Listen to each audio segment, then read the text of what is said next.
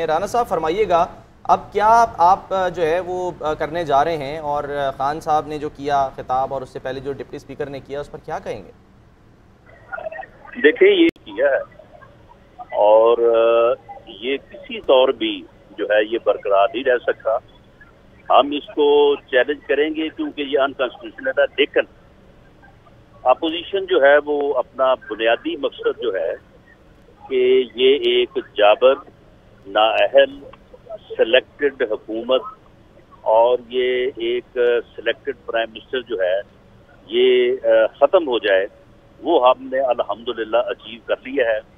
इस वक्त हुकूमत ख़त्म हो चुकी है और ये एक नाअहल नालायक सेलेक्टेड वज़ीर-ए-आज़म जो है वो भी ख़त्म हो चुका है। और लेकिन राना सनाउल्लाह साहब, आप ये तो कह रहे हैं कि इलीगल है, एक हिस्से को आप कह रहे हैं इलीगल है, तो फिर दूसरा हिस्सा कैसे लीगल हो सकता है जिसमें उनका जाना है? क्योंकि वो तो असेंबलीज डिसॉल्व नहीं कर सकते। अगर तरीके अदम एतमाद को हम बरकरार रखें कि वो ठीक अपनी जगह कायम है, तो फिर असेंबली तो तहलील नहीं कर सकते। या तो हमें एक चीज़ माननी होगी या दोनों ही नहीं माननी होगी। जी, उसमें ये है कि हम असेंबली को जो है वो दोबारा जो है वो रिवाइव करने के लिए हम अदालत में जाएंगे, लेकिन उस असेंबली जब रिवाइव होगी तो वो अपना लीडर दोबारा मुंतखब करेगी। हुकूमत जो है वो ये दोबारा रिवाइव नहीं हो सकती क्योंकि प्राइम मिनिस्टर ने खुद अपनी हुकूमत को जो है वो रिजाइन किया है, डिवॉल्व किया है। तो ये मैं समझता हूँ कि पूरी कौम के लिए ये बड़ी खुश आइन बात है कि एक आज़ाद, एक नाअहल, नालायक और लानती गवर्नमेंट जो है और प्राइम मिनिस्टर जो है उससे छुटकारा हो गया। लेकिन राना साहब, आप लोग भी तो ये चाह रहे थे कि इलेक्शन हो। अब उन्होंने भी कहा है कि इलेक्शन हो जाए, तो क्यों ना इलेक्शन में ही जाके मैदान लगा लिया जाए? दोबारा इस असेंबली को रिवाइव क्यों करना चाहते हैं आप? जी बिल्कुल, इलेक्शन जो है वो बिल्कुल होना चाहिए। हम भी यही चाहते थे और इंशाल्लाह इलेक्शन ही होंगे। लेकिन एक उन्होंने ये जो गैर आईनी रवायत कायम की है, ये दोबारा भी तो किसी, अगर इसको चैलेंज ना किया गया तो ये दोबारा भी इसको कोई इसी तरह से अपने मकासद के लिए इस्तेमाल कर सकता है। तो इसलिए इसके ऊपर एक जुडिशल रिव्यू जो है वो ज़रूरी है। लेकिन इलेक्शन का हमारा मकसद जो है वो हासिल हो गया। इस गवर्नमेंट को घर भेजने का मकसद जो है वो हासिल हो गया। इस जालम और जो है, लेकिन राना साहब जो कुछ हुआ है ये भी तो वर्चुअली हुआ है, ये हकीकत में तो कुछ भी नहीं हुआ। तो वर्चुअली हुआ है ना कि आपका मकसद पूरा हो गया। वो तो वज़ीर आज़म है, आप उनको लाख कहते रहे साबिक वज़ीर आज़म, मरियम औरंगजेब अब लिखेंगी या कहेंगी साबिक वज़ीर आज़म, लेकिन वो तो हैं वज़ीर आज़म। लेकिन असेंबली डिसॉल्व अगर हो जाएंगी तो फिर नहीं। वो लेकिन देखे ना, बात ये है ना कि जब उसने असेंबली डिसॉल्व कर दी है तो अब एडवाइस फिलहाल दे दी है वो तो खत्म हो गई है। अच्छा राना साहब, एक अगले बात की तरफ आते हैं। ये फरमाइएगा कि अब अगर असम्बलियाँ जो हैं जिस तरह से वो तहलील, उन्होंने सदर को मसूल भी हो गई असम्बली और वो तहलील अभी कर देते हैं और फिर निगरान सेटअप की तरफ जाते हैं, तो क्या आप उस पूरे मामलात में शरीक होंगे कि निगरान वज़ीर आज़म जो है वो किसको बनाया जाए? नहीं, हम तो उसमें शामिल नहीं होंगे, लेकिन उसका एक हल है, आइन में मौजूद है कि वो इलेक्शन कमीशन को भेजेंगे और इलेक्शन कमीशन जो है वो किसी निगरान सेटअप का जो है वो फैसला कर देगा और अबूरी हुकूमत जो है वो अगले 1-2 रोज में जो है वो आ जाएगी। और वो एक, मैं समझता हूँ कि एक अच्छा इक़दाम होगा। वो इलेक्शन की तरफ प्रोसीड करेगी और मीन टाइम ये जो है ये एक गैर अनकॉन्स्टिट्यूशनल जो इक़दाम है, इसको चैलेंज इसलिए भी किया जाएगा कि ये बरकरार नहीं रहना चाहिए। इस तरह से तो कल को जो है ये इस तरह की बदमाशी कोई भी कर सकता है।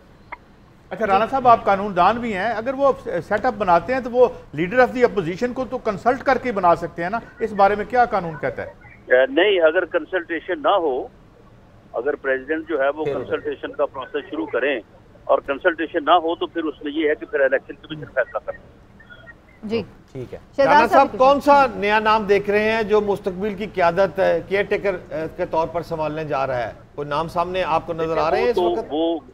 वो तो इलेक्शन कमीशन फैसला करेगा ना, हम तो इस प्रोसेस का हिस्सा नहीं बनेंगे।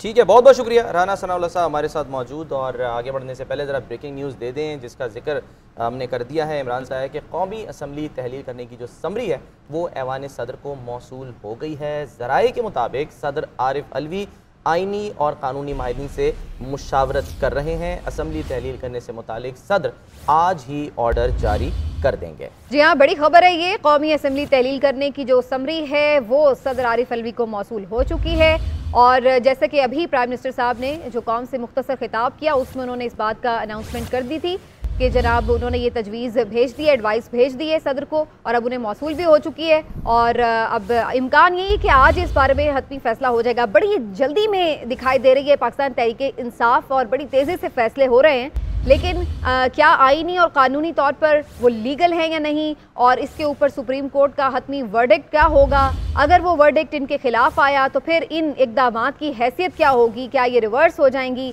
बहुत सारे सवालात हैं जो अभी हमारे सामने खड़े हुए हैं। अभी इसी हवाले से एक और इम्पॉर्टेंट आपको ब्रेकिंग न्यूज़ दे दें। मुल्की सियासत में जो हलचल जारी है, इस दौरान पंजाब असम्बली का इजलास भी 6 अप्रैल तक मुलतवी कर दिया गया। जी हाँ, ये भी एक नई डेवलपमेंट हुई है कि पंजाब असम्बली का इजलास आज होना था और उस इजलास में आज कायदे ऐवान को चुना जाना था, लेकिन अब ये इजलास 6 अप्रैल तक मुलतवी कर दिया गया है और डिप्टी स्पीकर पंजाब असम्बली ने ये इजलास मुलतवी किया है।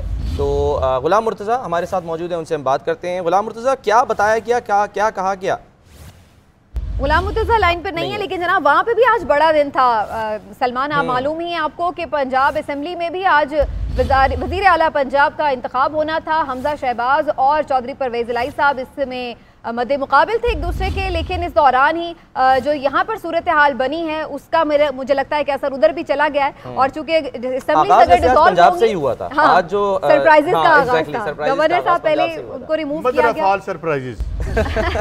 लेकिन अब ये दिखाई दे रहा है फिलहाल कि चूंकि असेंबलीज जब डिसॉल्व होती हैं तो फिर हम देखते हैं कि जो पाकिस्तान का आईन है वो ये कहता है। बन रहा है कि ये असेंबली जो वज़ीर आज़म ने तोड़ी है वो पांचों की पांचों तोड़ी हैं कि सिर्फ फेडरल जी जो इलेक्शन है वो तो सारे एक साथ ही होते हैं। तो इसका मतलब पंजाब ही रेलेवेंट है। मलिक साहब, अगर आप वज़ीर आज़म साहब को वो फिक्रा सुने जो अपने खिताब में उन्होंने कहा मैं सदर को तमाम असम्बलियां तमाम है, तो इसमें ये भी चीज वैलिड होगी ना। 6 अभी फॉर्मेलिटी है ना, जब सदर पाकिस्तान उसको आगे भेजेंगे तो सब टूट जाएंगे, उसके बाद सब टूट। अच्छा, वैसे काजी साहब हमारी इतला के मुताबिक ये कानूनी मुशावरत सदर भी पहले कर चुके हैं, अभी कुछ ही देर में आपको ये उनका ऑर्डर भी मौसूल हो जाएगा। मतलब ये सब पूरी प्लानिंग जो थी। हाँ जी, खान से भी एक बात है, मैं जो बड़ा इंप्रेस हुआ कि पाकिस्तान में दुनिया की सबसे अच्छी गवर्नेंस है। 2-3 मिनट में इतने बड़े फैसले इतनी जल्दी हो जाते हैं। आपको खुश होना चाहिए अच्छा मुल्क है। मुझे यहाँ पर जो कानूनी मामला हैं वो इतने साल चलते हैं, तो बेहतर नहीं है कि जल्दी काम हो, गरीब आदमी की जो जमीन हो उसको 35 यार बात सुने, मुझे 2 मिनट में सारा कुछ भाई कानून के मुताबिक करें और इस कौम की जान छड़ दो यार। एक जो असाब का तनाव चल रहा है, एकदम यहाँ भूख, बेरोजगारी, मैशत का अजाब, ये तमाम बड़े इश्यूज हैं। अपना इमरान यकूब साहब इस पे बात ही नहीं हो रही। बल्कि ये रमजान शुरू हो गया और आमतौर पे महंगाई के लिए बड़ा शोर मच रहा है। आप रमजान में महंगाई की बात करती हैं, मुझे काजी साहब पंजाब की एक आला जो शख्सियत है ब्यूरोक्रेसी में, मुझे उन्होंने ये बताया, वो कहते हैं कि जी रमज़ान आने में 3 दिन रह गए तो हमारी जो फाइल थी जो प्राइस कंट्रोल और प्राइस रमज़ान बाज़ार के हवाले से, वो वज़ीर आला साहब जो हैं उस्मान बुज़दार साहब, जब वो वज़ीर आला उससे सारी फाइलें ले गए हैं तो वो भी साथ ही कहीं ले गए हैं। अब हम सारे इस बात में परेशान हैं कि वो कैसे हम उस पर। यहाँ तो ये मसला हो रहा था कि बैनर जो लगेंगे उस पर तस्वीर किस वज़ीर आला की लगेगी।